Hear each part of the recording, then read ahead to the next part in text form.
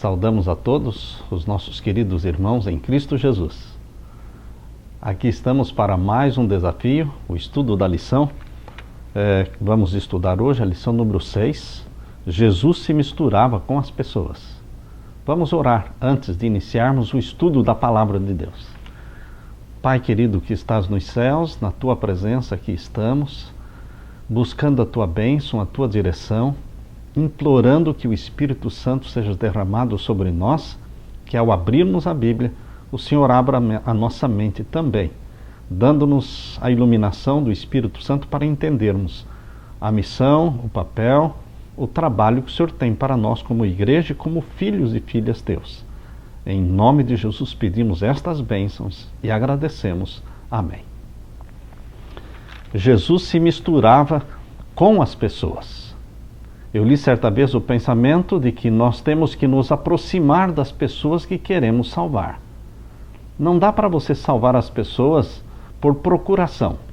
Você tem que se aproximar delas, sorrir para elas, tocá-las. É muito importante usar esta influência pessoal. Interessante que o pastor Mark Finley fala que nós só ganhamos amigos para Jesus. Por isso nós temos que nos tornar primeiramente amigos delas, aproximando-nos delas. Então sim, elas poderão ouvir aquilo que temos a dizer. Jesus sabia deste método.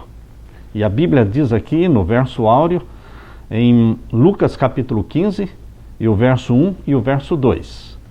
Aproximava-se de Jesus todos os publicanos e pecadores, para o ouvir, e murmuravam os fariseus e os escribas, dizendo: Este recebe pecadores e come com eles. Jesus recebia todas as pessoas, ricas e pobres, influentes e pessoas que viviam no anonimato, da classe social elevada e também estrangeiros, pagãos, enfim, qualquer pessoa. Ele se aproximava delas. Ele não tinha nenhum tipo de preconceito. Jesus mostrou na prática o que significa o sal sair do saleiro. Porque ele saiu do saleiro.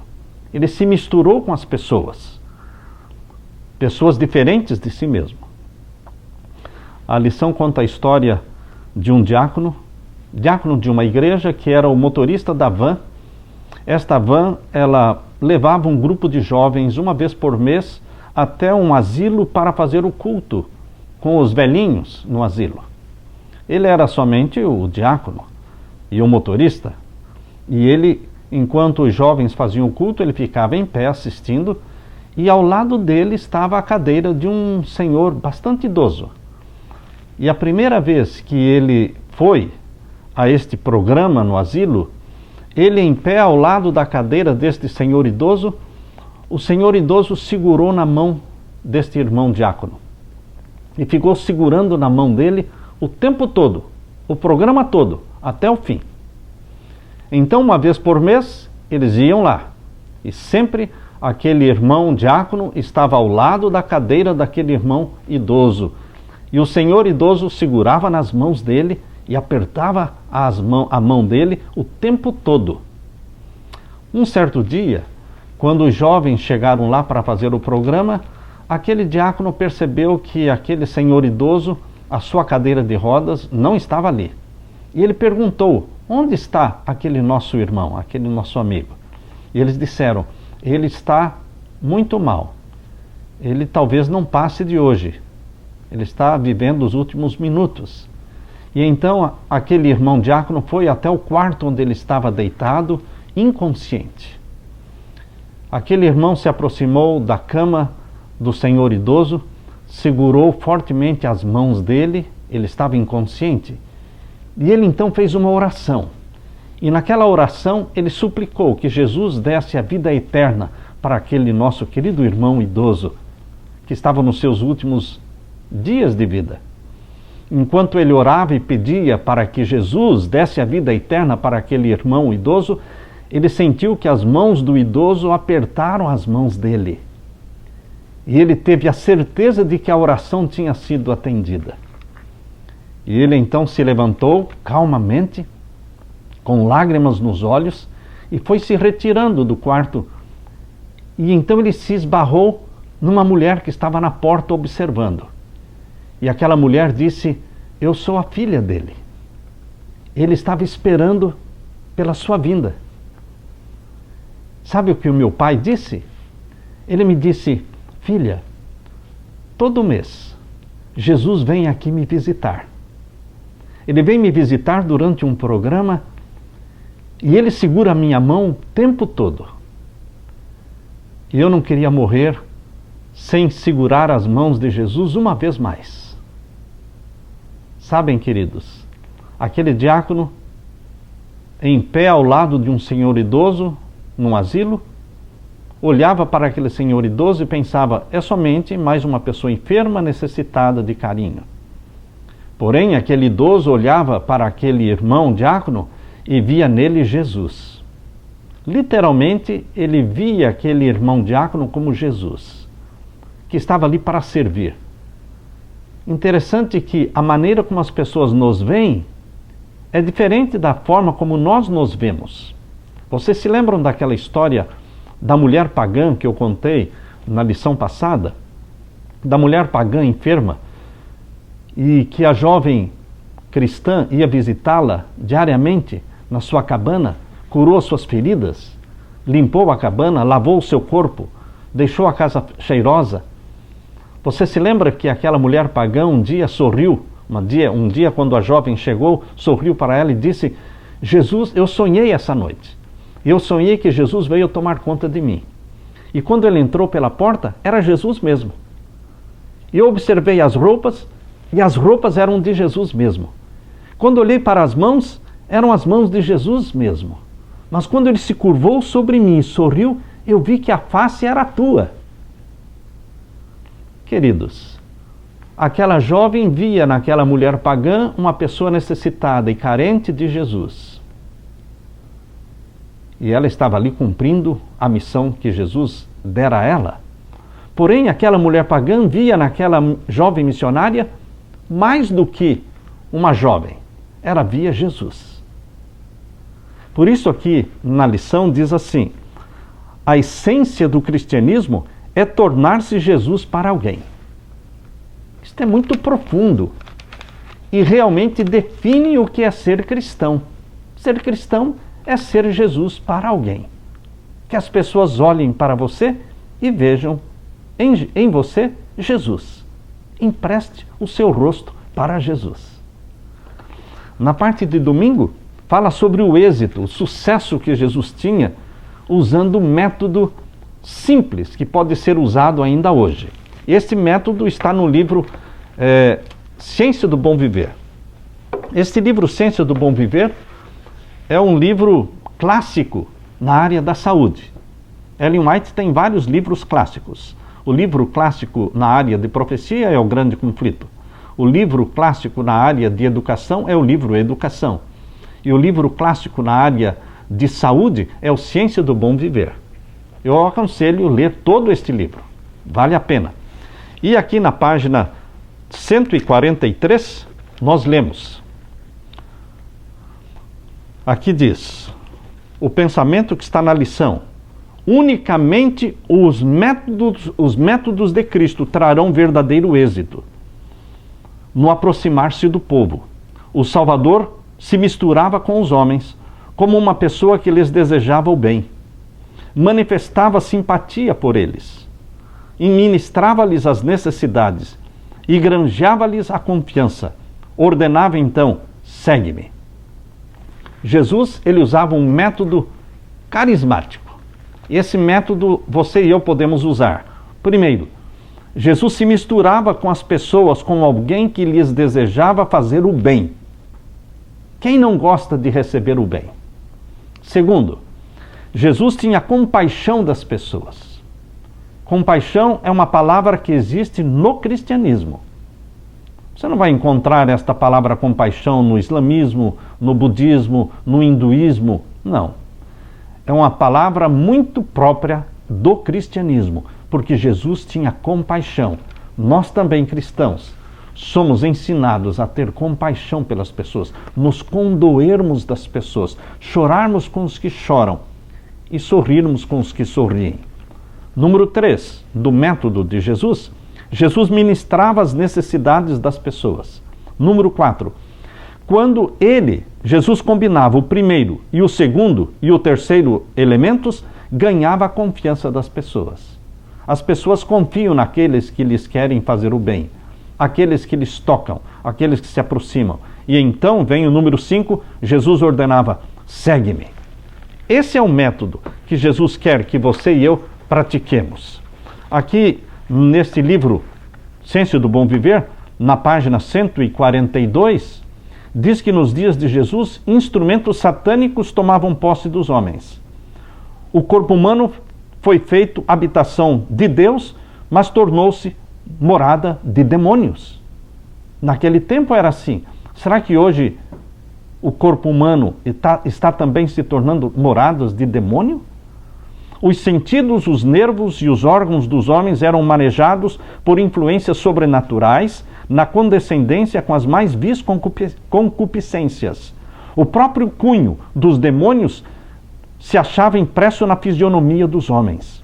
O semblante humano refletia a expressão das legiões do mal de que os próprios homens estavam possuídos. Assim era no tempo de Jesus. E a pergunta aqui na página 142 do livro Ciência do Bom Viver é: qual é a condição do mundo atualmente? Será que mudou alguma coisa? Ou ainda Satanás, o príncipe deste mundo, está tomando posse dos corpos, das mentes dos homens, tentando afastá-los de Jesus? Aqui diz, vivemos em meio de uma epidemia de crimes. Cada dia traz novas revelações de conflitos políticos, de subornos e fraudes. Cada dia traz seu doloroso registro de violência, de ilegalidade, de indiferença aos sofrimentos do próximo e de brutal e diabólica destruição das vidas humanas. Cada dia testifica do aumento da loucura, do assassínio e do suicídio. Estou lendo a página 142 e 143 do Ciência do Bom Viver. Quem pode duvidar que instrumentos satânicos se achem em operação entre os homens, tentando destruir-lhes o corpo e a mente? Há por toda parte corações clamando por qualquer coisa que não possuem. Anelam um poder que lhes dê domínio sobre o pecado, um poder que os liberte da servidão do mal. E agora vem um pensamento que eu uso muito, já usei várias vezes em meus sermões. O mundo necessita atualmente daquilo que tem sido necessário já há 1900 anos. Você sabe o que é isso? A revelação de Cristo. O mundo necessita atualmente aquilo que tem sido necessário já há 1900 anos. A revelação de Cristo. É preciso revelar Jesus. O nosso cristianismo precisa sair da letra.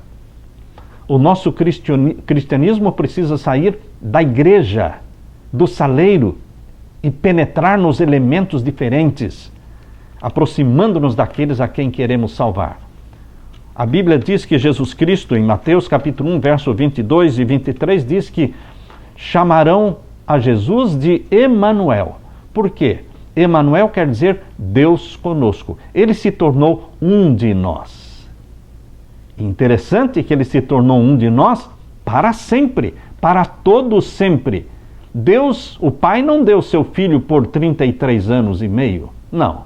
Deus, o Pai, deu o seu Filho, a família humana, para todo sempre. Jamais se romperão os laços de simpatia entre Deus e os homens. Jamais Cristo deixará a sua natureza humana. Nunca, jamais. Eternamente ele será o nosso irmão.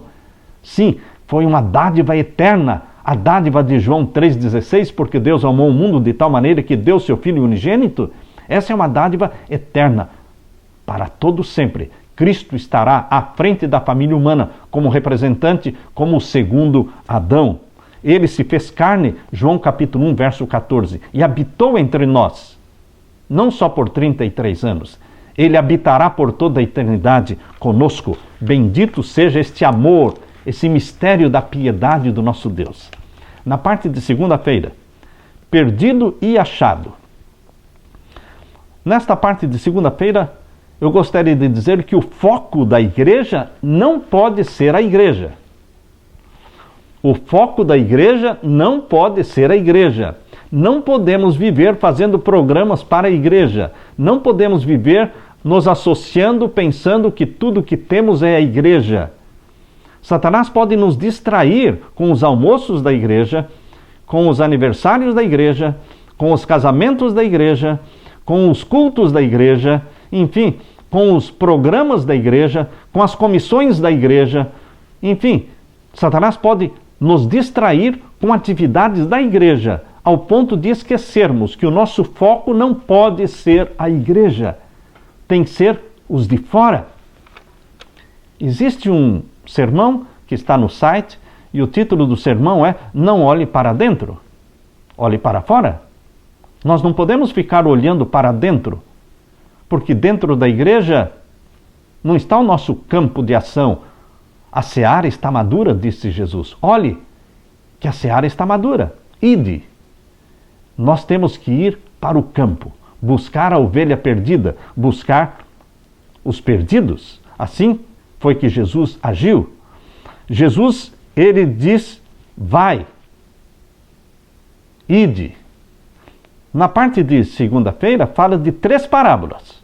A parábola de Lucas capítulo 15. Em Lucas capítulo 15 temos 3 parábolas. A parábola da ovelha perdida, da dracma perdida e do filho perdido. A parábola da ovelha perdida, o que mais me chamou a atenção foi o texto. Eu quero ler com vocês, abra a sua Bíblia, em Lucas capítulo 15. Lucas capítulo 15, o que mais me chamou a atenção, eu quero ler para vocês esse texto. Aqui diz,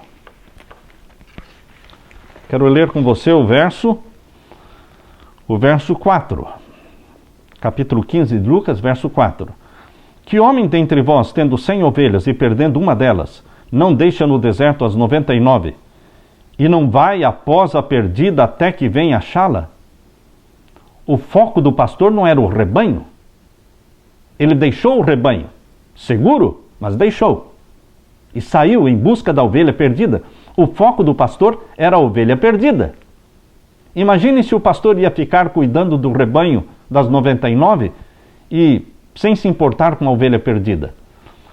O exemplo de Jesus como bom pastor é que devemos não ter como foco a igreja, mas sim os perdidos, os que estão fora. Os extraviados, os fracos, os que deixaram de vir à igreja, aqueles que um dia já se assentaram conosco nos bancos e cantaram conosco e hoje nunca mais pisaram na igreja, temos que ir atrás deles. Mas o que mais me chamou a atenção na parábola da ovelha perdida é esta frase no finalzinho do verso 4. Eu quero repetir. Ele vai após a perdida, até que venha achá-la. Até que venha achá-la significa ou o pastor encontraria a ovelha, ou ele morreria procurando. Ou ele encontrava a ovelha, ou ele morreria procurando. Porque ele não voltaria sem a ovelha, até encontrá-la. Essa frase me dá conforto, porque Jesus Cristo, quando desceu a esta terra para nos salvar, ele veio disposto a morrer, mas não fracassar, até encontrá-la. Aliás, as 3 parábolas falam de sucesso. As 3 parábolas falam de celebração e regozijo, porque a ovelha perdida foi achada, a dracma perdida foi achada, e o filho perdido foi encontrado. A ovelha perdida é alguém que já pertenceu ao rebanho e que se afastou dele. E ela conhece o pastor, conhece o rebanho, mas não sabe como voltar. Tem que ser buscada. E a dracma perdida é alguém que está perdido, mas que nunca pertenceu ao rebanho, nem sabe que pertence ao rebanho, ou não conhece a dona. A dracma perdida está perdida, mas está inconsciente. A ovelha sabe que está perdida, mas não sabe voltar. O filho perdido conhece o pai, conhece o amor do pai, conhece o caminho de volta e ele volta sozinho, respondendo ao toque do Espírito Santo. Então são 3 tipos de pecadores, de perdidos, de extraviados que precisam ser encontrados. Mas bendito seja Deus, as 3 parábolas terminam com sucesso, com alegria, com regozijo, porque foram encontrados. Este é o Evangelho do nosso Senhor Jesus Cristo, que fala de sucesso, não de fracasso. Jesus se colocou intencionalmente em contato com pessoas como a samaritana junto ao poço. Intencionalmente ele se encontrou com o centurião romano. Intencionalmente ele se encontrou com a pecadora que derramou aos seus pés um vaso de alabastro de nardo puro, equivalente a 1 ano de salário. Jesus intencionalmente se colocava no caminho das pessoas para salvá-las. Intencionalmente, nós devemos nos aproximar das pessoas. Ir aqui, ir ali, intencionalmente, para fazer amizades, para criar oportunidades de testemunhar. Na parte de terça-feira, comendo com os pecadores. Comendo com os pecadores me faz lembrar que muitas vezes Jesus foi criticado severamente porque ele estava com os pecadores. Sabem, queridos, não dá para você salvar almas sem correr riscos. Todo ganhador de almas sabe que nós corremos grandes riscos ao tentar salvar. O pastor que foi em busca da ovelha perdida poderia morrer nessa busca. Era um risco. Nós deveremos não calcular os riscos e misturarmos-nos com os pecadores para salvá-los. A igreja adventista pode ser conhecida como uma igreja que se mistura com os pecadores, ou ela pode ser conhecida por pessoas que se consideram muito santos e não querem se misturar.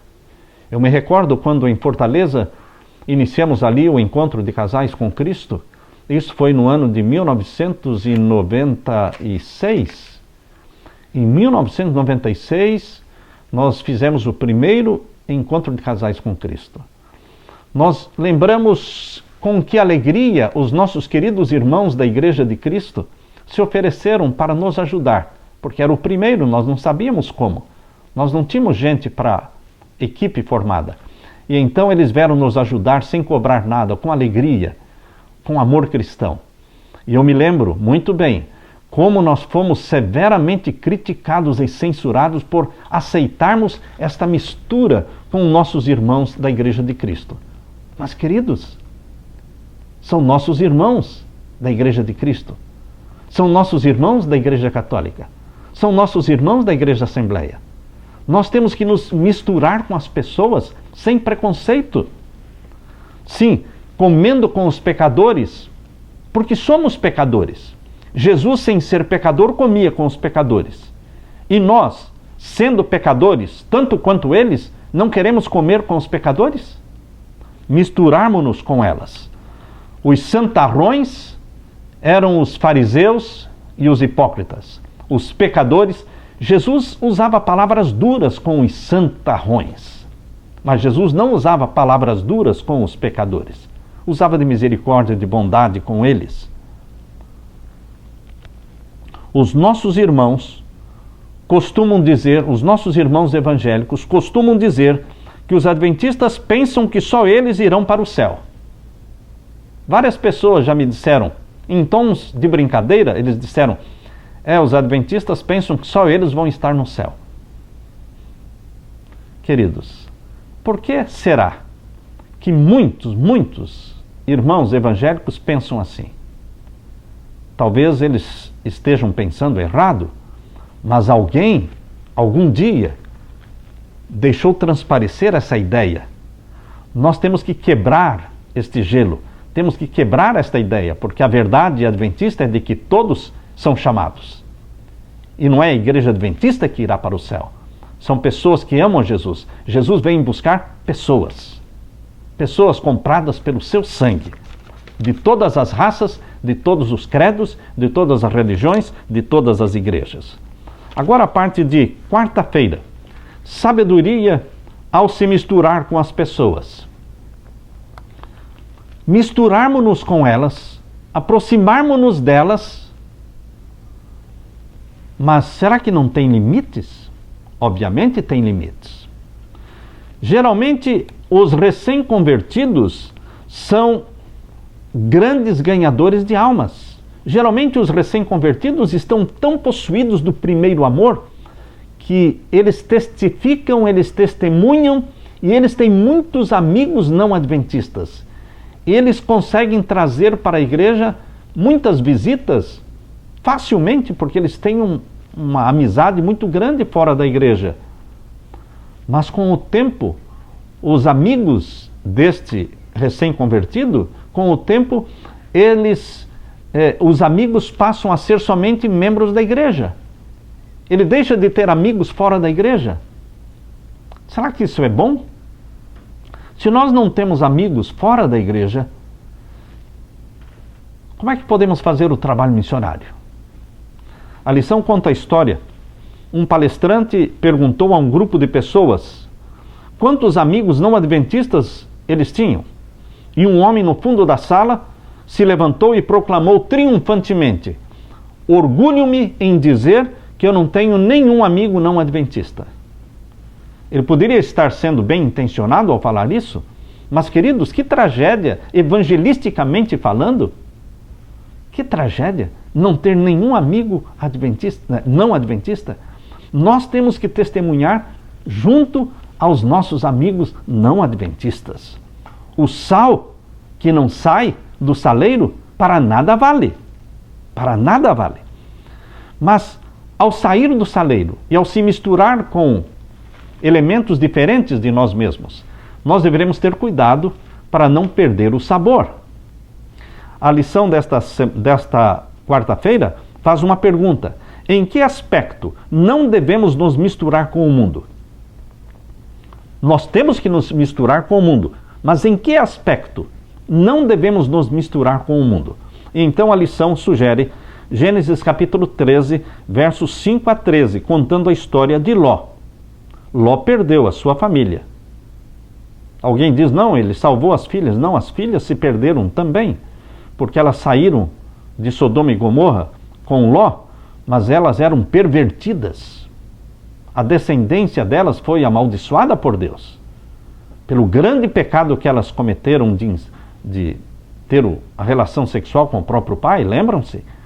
Elas também se perderam. A mulher de Ló também se perdeu. Ló perdeu a família. Por quê? Porque ele não foi para Sodoma com uma visão evangelística.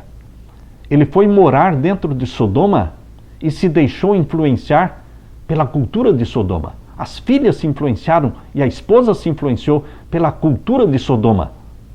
Queridos, por isso Ló perdeu a família. Nós temos que nos misturar e nos aproximar daqueles que queremos salvar, mas não perdendo a identidade cristã, não negociando princípios. Não, princípios não se negociam. Outro exemplo que é dado aqui na lição de quarta-feira está em Números capítulo 25, verso 1 a 3, onde fala de Israel que pecou com as filhas dos Moabitas lá em Baal-Peor.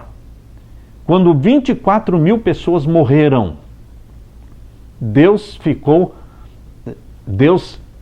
foi desagradado, Deus foi desonrado, quando os filhos de Israel se misturaram com as filhas dos Moabitas numa festa promíscua, sensual, e 24 mil morreram em consequência disso. Esse é o tipo de mistura que Deus condena.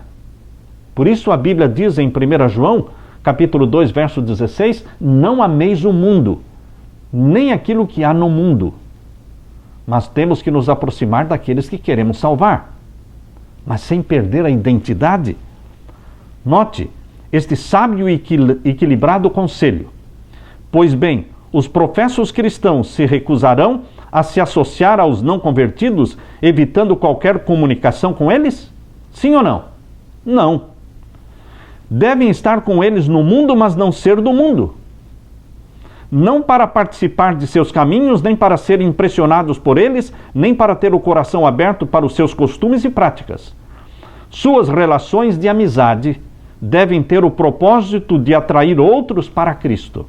Nossas amizades com pessoas não cristãs ou não adventistas devem ser amizades com propósito. Mas que propósito? Propósito evangelístico. Você deve transformar sua vida num propósito evangelístico, transformando amizades em amizades evangelísticas, aniversários em aniversários evangelísticos. Tudo que você for fazer, não tire da sua mente a missão evangelística de alcançar, de se aproximar daqueles que você quer salvar. Você convida estas pessoas para almoçar na sua casa. Você leva para elas um pão integral. Você convida para o aniversário. Você faz tudo o que puder fazer, criando oportunidades para se aproximar das pessoas que você quer salvar, mas sempre com a missão e a visão evangelística. Na parte de quinta-feira, no meio de uma geração corrupta. Será que vivemos no meio de uma geração corrupta? Sim ou não? É óbvio que vivemos no meio de uma geração corrupta. E eu quero ler para você o que está em Filipenses capítulo 2. Filipenses capítulo 2 e os versos 12 a 15. Filipenses capítulo 2 e os versos 12 a 15. Aqui podemos ler. De sorte que, meus amados, assim como sempre obedecestes, não só na minha presença, mas muito mais agora na minha ausência, assim também operai a vossa salvação com tremor e temor. Porque Deus é o que opera em vós tanto querer como efetuar segundo a sua boa vontade. Fazei todas as coisas sem murmurações, nem contendas, para que sejais irrepreensíveis e sinceros, filhos de Deus, inculpáveis, no meio de uma geração corrompida e perversa, entre a qual resplandeceis como astros no mundo. Geração perversa, corrompida, mas nós não somos perversos e corrompidos. Nós, nesta geração perversa, temos que brilhar como astros. Você já percebeu que quanto mais escura a noite, maior é o brilho das estrelas? As estrelas brilham na noite. Quanto mais escuridão espiritual, quanto maior a treva do mundo, mais os astros cristãos brilharão por Cristo. Onde você for, qualquer lugar, seja na escola, numa festa, em qualquer lugar, você deve levar Jesus com você. Eu devo levar Jesus comigo e mostrar aos outros quão precioso é o meu Jesus. Aqui na parte de quinta-feira, eu estava lendo ainda esta semana que na Jornada Mundial da Juventude, realizada agora na Polônia, em Cracóvia, na Polônia, durante a Via Sacra feita ali por uma multidão de 800 mil participantes, o Papa Francisco, ele que no dia anterior, no dia 29 de julho, esteve visitando o campo de concentração de Auschwitz, onde milhares e milhares de judeus foram sacrificados, e não judeus também foram mortos. E ele, quando visitava aquele campo de concentração, ele ficou muito pensativo, e ele disse o seguinte: onde está Deus se existe tanta maldade no mundo? Você já parou para pensar? Onde está Deus se existe tanta maldade no mundo? O Papa estava pensando naquilo que Hitler e o seu exército, o que eles fizeram matando mais de 6 milhões de judeus. É muita crueldade. Onde estava Deus se existe tanta maldade no mundo? Vocês sabem que Adolf Hitler, ele disse: a minha igreja sempre quis fazer o que eu estou fazendo, matar os judeus. E ele morreu como um fiel católico. O Papa Pio XII era o Papa amigo de Adolf Hitler, conhecido como o Papa do Silêncio. Papa Pio XII. Queridos, é o cristianismo que está falhando. É o cristianismo que está falhando. Se existe tanto mal, é porque nós, o sal da terra, estamos perdendo o sabor. É porque nós, os cristãos chamados por Cristo, aqueles cristãos que se chamam pelo nome de Cristo, estão só com o nome, não estão com o talento de Cristo. Só o nome de Cristo não converte ninguém. Onde está Deus, se existe tanto mal? Deus está onde você está. Por quê? Porque você é o enviado de Deus. Você é o representante de Jesus Cristo. Como astros no mundo, nós deveremos brilhar. Você sabe que Mel Gibson, aquele que produziu o filme A Paixão de Cristo, e foi sucesso, ele agora está fazendo o filme, o título do filme é Hacksaw Ridge. Hacksaw Ridge. Este filme para 2016, já existe o trailer deste filme para você assistir no YouTube, é sobre um jovem adventista do sétimo dia. O nome deste jovem adventista do sétimo dia é Desmond Doss. Desmond Doss, um jovem adventista que participou da Segunda Guerra Mundial, lá no ano de 1942, e ele se recusou a pegar em armas. Ele se recusou a tirar vidas, matar pessoas. Ele se tornou conhecido como alguém que salvava vidas na guerra. E ele sozinho conseguiu salvar a vida de 75 soldados. E Desmond Doss, ele foi condecorado pelo Congresso americano com a Medalha de Honra. Ele morreu em 2006, com 87 anos de idade. E agora Mel Gibson está fazendo um filme sobre o heroísmo deste jovem adventista. Ele é uma estrela que brilhou na noite. A nossa geração é perversa? Sim. É corrupta? Sim. É pornográfica? Sim. Mas, queridos, agora é a hora de brilhar por Jesus. Agora é a hora de brilhar por Jesus. Eu quero ler para você o que está em Daniel capítulo 12. Daniel capítulo 12 está dizendo que Deus tem uma missão para você, para brilhar. Capítulo 12, o verso 3. Aqui diz: os entendidos, pois. Que entendidos são estes? Os filhos de Deus. Os entendidos da palavra de Deus. Os que conhecem a Deus e a palavra de Deus.